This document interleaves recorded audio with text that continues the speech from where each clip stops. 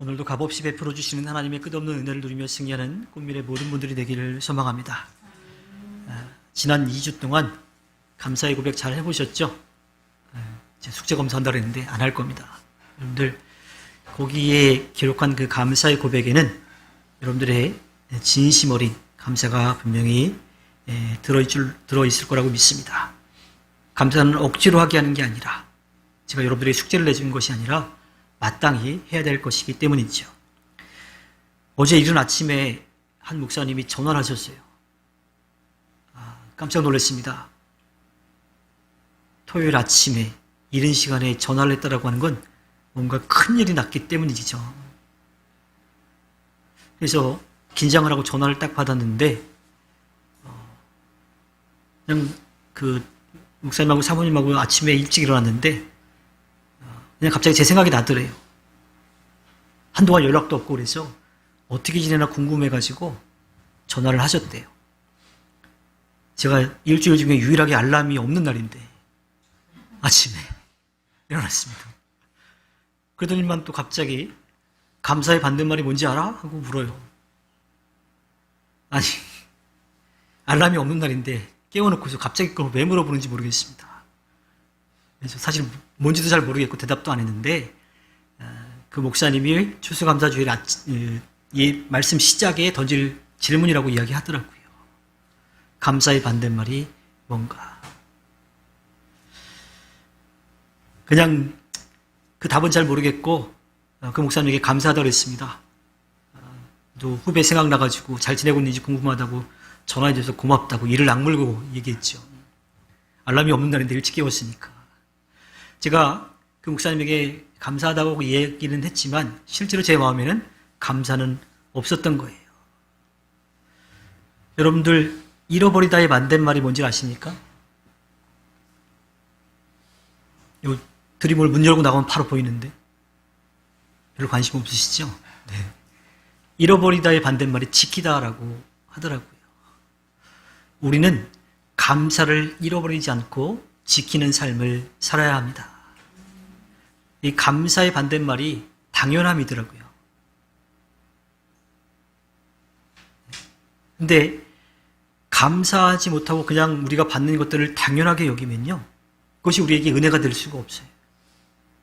우리가 해야 될 것은 하나님께서 주신 것에 대한 감사가 당연하게 돼야 되지, 우리가 받는 게 당연한 게 아니라고 하는 거죠. 우리는 그것을 잃어버리지 않고 지키는 삶을 살아야 합니다. 오늘 말씀의 제목은 마침표입니다. 왜 마침표일까요? 그 이유는 시편 121편 8절에 담겨 있습니다. 주님께서는 네가 나갈 때나 들어올 때나 이제부터 영원까지 지켜주실 것이다. 처음부터 끝까지 언제나 어디서나 주님께서 우리를 변함없이 지키고 돌봐주시기 때문에 우리는 끝까지 감사할 수 있습니다. 오늘 우리가 함께 나누는 시편 121편은요, 성전에 올라가는 순례자의 노래라고 그렇게 알려져 있죠. 이 시인이 직접 경험하기도 하고 혹은 시인이 속해 있는 그 공동체가 모든 고난과 역경 속에서 하나님께서 지키고 돌봐주셨다는 하는 것을 체험했어요. 그 체험의 고백을 가지고 하나님을 예배하는 장소로 올라가고 있습니다. 그들의 고백에는 주님만이 유일한 보호자요 치료자이심을 믿고 의지하는 그런 찬양이 담겨 있지요. 오늘 말씀 1절과 2절을 보면요, 내가 눈을 들어 산을 본다. 내 도움이 어디에서 오는가? 내 도움은 하늘과 땅을 만드신 주님에게서 온다. 시인은 눈을 들어서 산을 바라봅니다. 이 산은 그냥 멋지게 웅장하게 서 있는 산이 아니에요. 하나님의 임재가 상징되는 시온산인 거죠. 그곳에는 하나님을 예배하는 성전이 있습니다. 그리고 그 안에 자신들의 예배를 받으실 하나님이 계시는 거죠. 시인은 그것을 바라보면서 나아가고 있습니다. 게다가 시인은 자신의 도움이 어디에서 오는지를 묻는데 그 도움이 어디서 오느냐? 이 세상을 만드시고 이 역사를 이끌어 가시는 주님에게서 온다라고 그렇게 힘주어서 말하고 있지요. 여기서 말하는 시인이 이야기하는 도움이라고 하는 건요, 있어도 그만 없어도 그만인 거 아니에요.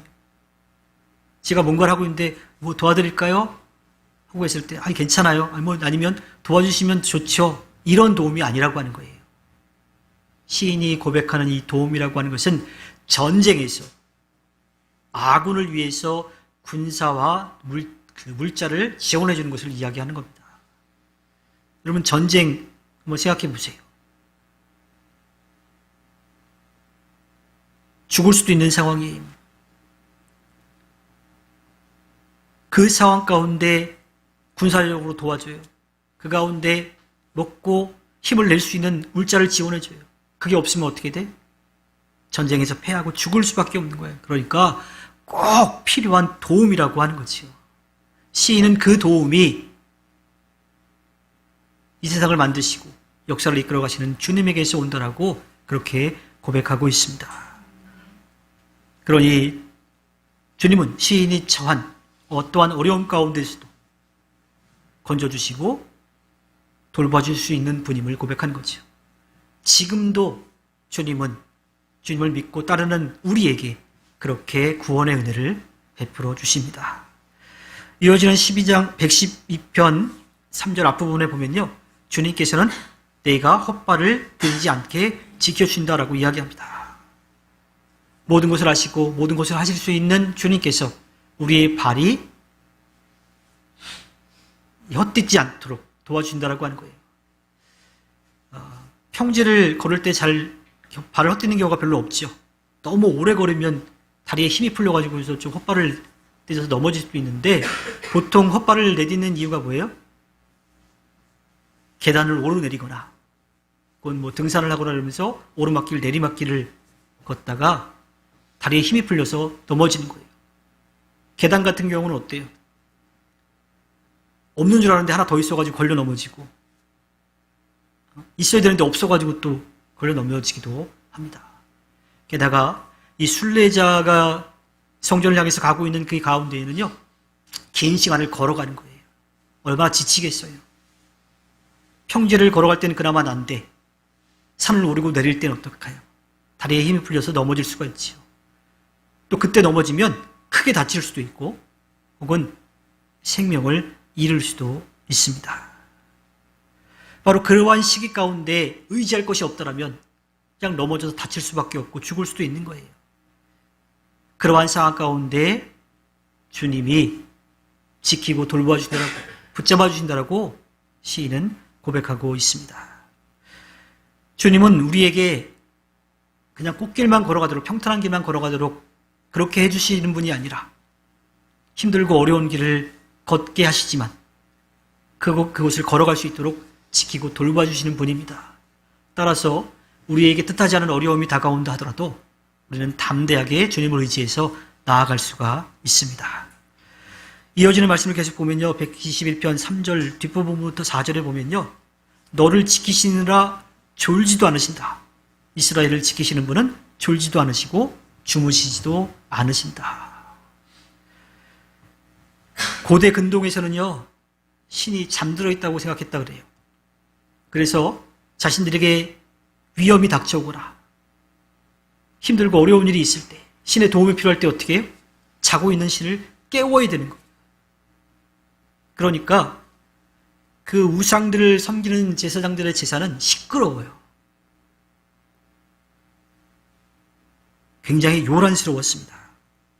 그 내용들을 보면요, 열왕기상 18장 27절과 28절에 보면요, 한낮이 되니 엘리야가 그들을 조롱하면서 말하였다. 더 큰 소리로 불러오시오. 바알은 신이니까 다른 볼일을 보고 있을지, 아니면 영변을 보고 있을지, 아니면 멀리 여행을 떠났을지, 그것도 아니면 자고 있으므로 깨워야 할지 모르지 않소.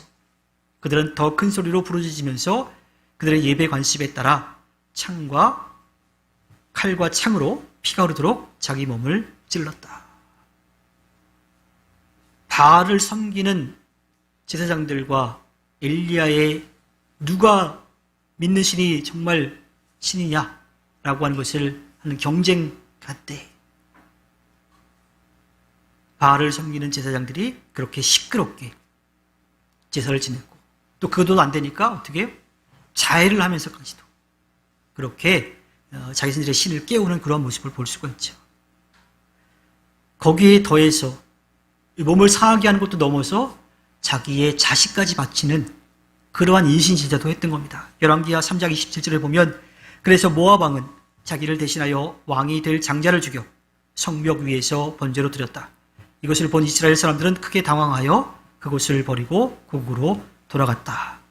이전에 박수범 집사님이 말씀을 읽으면서 이 내용이 이해가 되지 않는다라고 저한테 이렇게 물어봤던 그 내용인데, 모압 왕이 자기가 도저히 이길 수 없는 상황이 되니까 마지막으로 선택한 게 뭐냐면 자기 아들을 바쳐서 신에게 전쟁에 이길 수 있게 해달라고 그렇게 제사를 지내는 그러한 모습인 거지요. 그들은 그들이 믿는 신을 잘못 알고 있었습니다. 자고 있는 신을 깨워야 한다든지, 아니면 자기 몸에 상처를 내야 한다든지, 아니면 자기의 자녀를 제물로 바쳐야 한다든지, 그래야 자기들이 원하는 걸 들어줄 신으로 잘못 알고 있었어요. 사실은 아무것도 할 수 없는 존재인데, 그들이 믿고 의지해야 될 존재는 하나님뿐인데 그들은 그 신을 잘못 알고 있었죠. 그 자체가 없는 건데요. 시인은 당시에 존재하지 않지만 엉뚱하게도 신이라고 믿고 있는 것과 비교해서 주님을 고백하지요.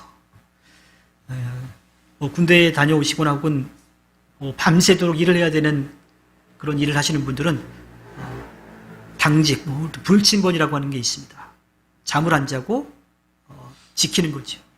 근데 한 사람이 다 할 수가 없으니까 교대해요. 불침번을 쓰다 보면 다음 이제 당직자를 깨우러 갑니다.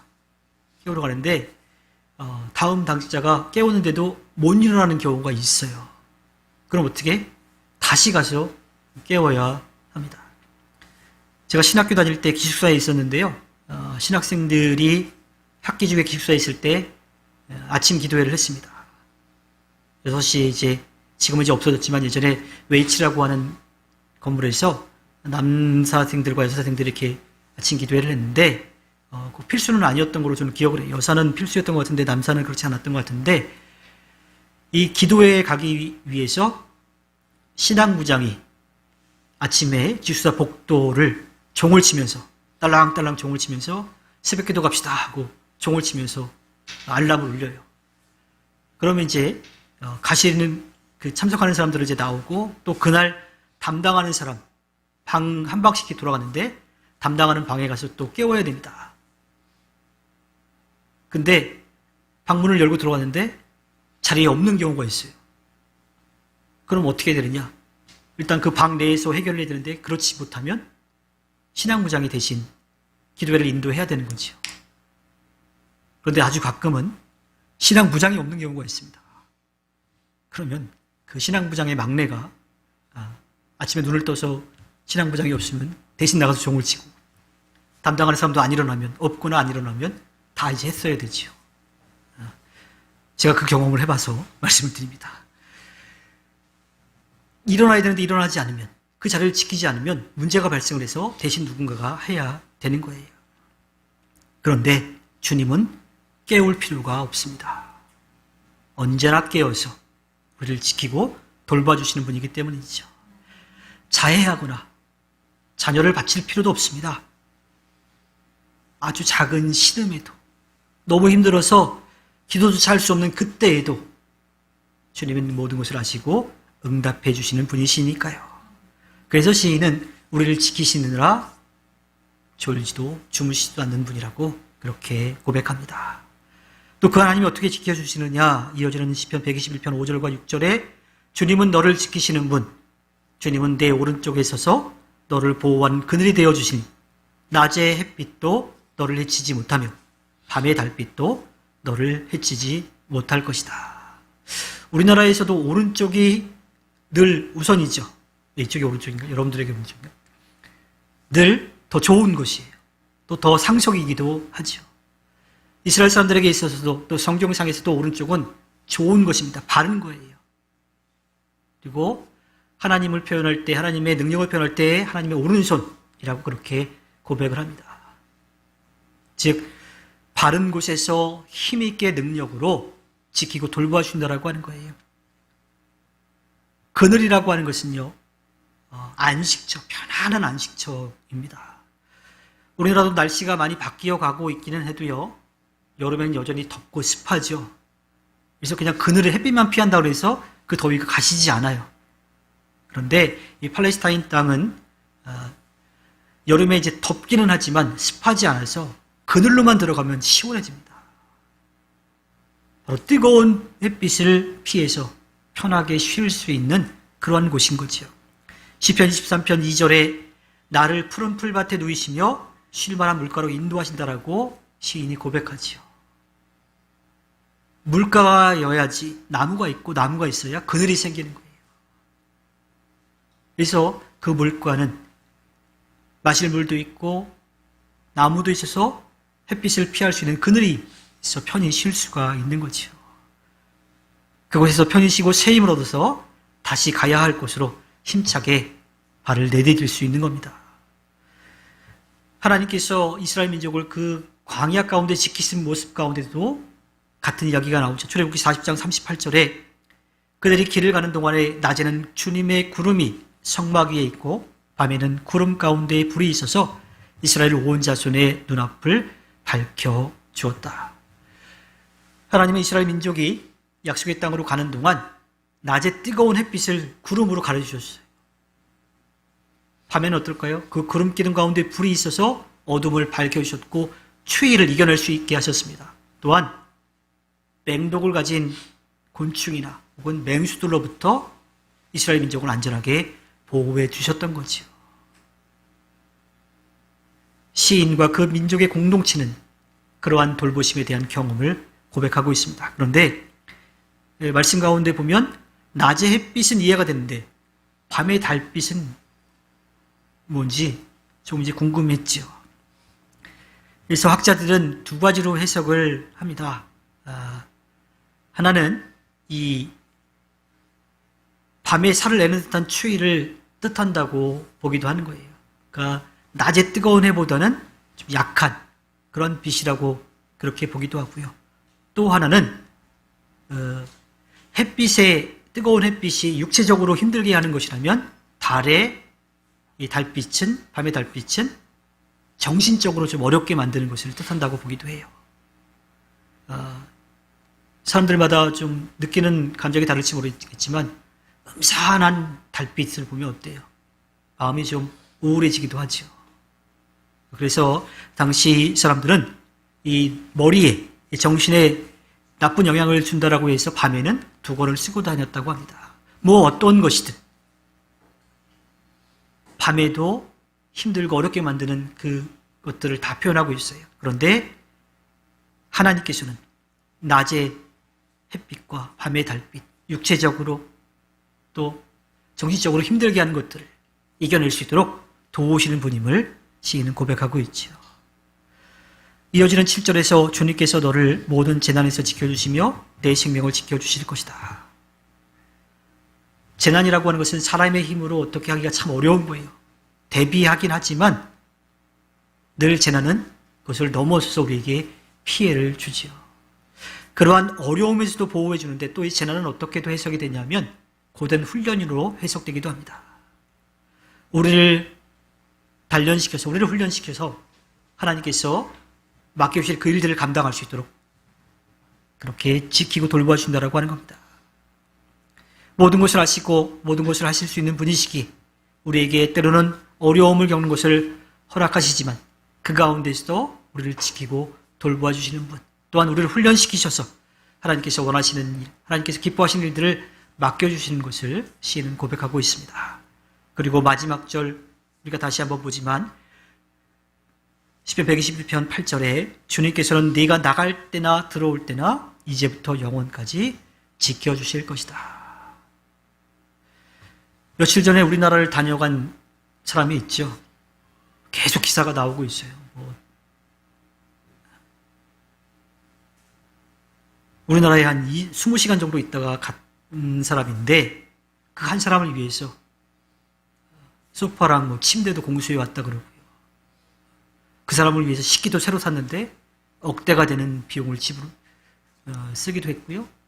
또 숙소를 어떻게 통으로 다 예약을 해서 하기도 하고, 또 회의실마다 모이는 장소마다 10cm 두께로 방탄 유리도 그렇게 설치했다고 합니다. 그렇게 한 이유가 무엇일까요? 지켜야 되는데 왜 지켜야 될까요? 아무리 돈이 많고 그 돈으로 힘이 있다고 해도요, 위험에 대한 두려움은 있는 거예요. 오히려 많은 것을 가지고 있기 때문에 더 많은 위험에 노출이 되는 거죠. 5년 전에 저희 감신 구출학번 입학 20주년 모임을 대전에서 가졌는데요. 예전에 대통령이 묵었던 숙소라 그럽니다. 갔더니 넓기도 굉장히 넓더라고요. 방, 음적실, 회의실, 침실, 그리고 사우나도 있었습니다. 큰 탕도 있고 사우나도 있어서 저희들끼리 거기서 오랜만에 동기들끼리 모였었는데요. 뭐 그 안에 시설도 그렇지만 그 당시에 현직 대통령이 그곳에 머물렀으니까 그 겉에도 어떻게 됐겠어요? 거기도 방탄으로 다 둘러 있었겠지요. 바르게 살았던 그렇지 않았던 우리는 언제나 위험에 처할 수 있습니다. 그런데 주님을 믿고 의지하고 따르는 사람은요, 이제부터 영원까지 어느 곳을 나갈 때나 다시 들어올 때나 주님께서 지켜준다라고 분명하게 말씀하십니다. 모든 것을 아시고 모든 것을 하실 수 있는 주님께서 우리의 삶을 언제나 어디서나 지키시고 돌봐주신다라고 하는 때, 이것보다 더 우리가 감사할 일이 뭐가 있겠습니까? 무엇이 두렵습니까? 주님께서 우리는 주님께서 그렇게 해주실 것을 믿고 담대하게 나아가기만 합니다. 이 땅에서뿐만 아니라 영원까지 지켜주시겠다라는데 우리가 무엇을 다 바랄 수 있겠습니까? 사실 영원까지를 우리는 제대로 표현할 수가 없어요. 다만 주님께서 정하신 그 마침표, 그때까지 우리를 지켜준다라고 우리는 그렇게 고백할 뿐이죠. 그런데요, 주님은 절대로 마침표를 찍지 않으실 겁니다. 여기까지만이야. 주님은 그렇게 마침표를 찍지 않으실 겁니다. 그게 우리가 주님께 감사해야 될 분명한 이유입니다. 이 감사의 이유를 잃어버리지 않고 지키는 삶을 살아가야 합니다. 당연한 것이 아니라 당연히 주님께 감사해야 합니다. 우리가 주님을 떠났지만 주님은 우리가 돌아올 수 있기를 기다리셨고요, 돌아올 수 있는 길을 주님 편에서 만들어 놓으셨습니다. 자신의 아들까지도 내어주신 분이십니다. 우리는 추수감사주일 이 기간만 감사하는 삶이 아니라요, 언제나 감사의 고백을 하며 살아가야 합니다. 꿈일의 모든 분들이 2주에 걸쳐서 감사의 고백들을 이제 적어보셨을 텐데 그 이유가 무엇인지 한번 좀 생각해 보시고요. 지금부터는 어떠한 특별한 이유가 있어서가 아니라 우리를 지키고 돌봐주시는데 하나님께서 마침표를 찍지 않으시는 것을 기억하면서 당연히 감사한 그 삶을 살아가시기를 바랍니다. 그 삶을 통해서 하나님께 기쁨을 드리고 또 우리 안에 감사가 넘치는 삶을 살아내기를 주님의 이름으로 부탁드립니다. 기도하겠습니다.